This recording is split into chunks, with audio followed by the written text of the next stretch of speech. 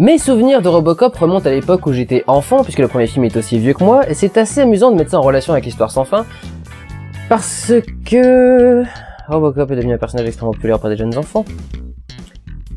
Mes souvenirs de Robocop remontent à mon enfance, ce qui est assez surprenant. Non. Mes premiers souvenirs de Robocop remontent à mon enfance, puisque le premier film est aussi vieux que moi, ce qui est assez... Ce ne sera d'ailleurs que le début des Mais je suis dégueulasse.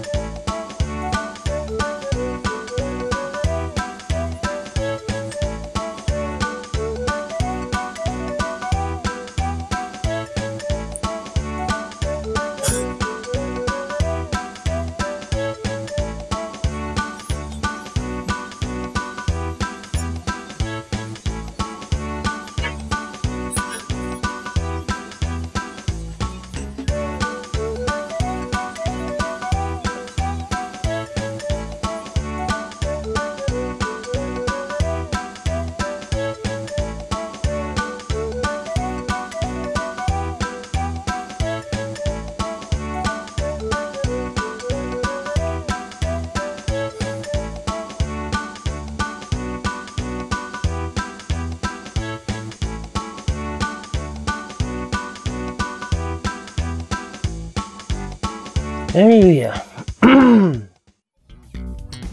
Avec son tout petit budget de 5 millions. Putain. Et je vais m'éloigner ici de la vie générale parce que... puisque là où...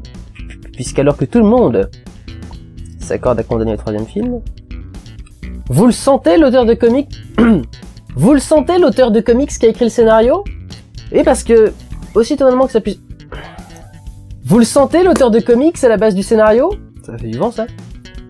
Frank Miller a écrit une nouvelle mouture pour Robocop. Mais il est possible que ce soit lui qui soit à l'origine de cette... Merde! Putain! Parce que oui, assez étonnamment, alors que son script pour Robocop...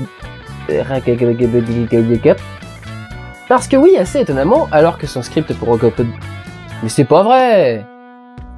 Principalement à partir d'éléments qui avaient été retirés de Robocop 2. Pourquoi j'arrive pas à dire Robocop 2?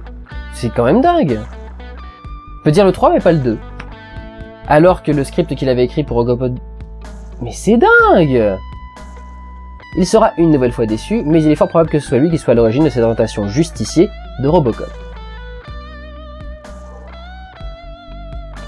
Au final, j'ai vraiment l'impression que le film a souffert d'un cas typique de « on n'a pas aimé le deuxième film donc on se fera pas chier à aller voir le 3 » et ce peu importe la qualité du travail fourni par l'équipe, doublé par un... Crac crac. Il y a pas assez d'explosion et de sang.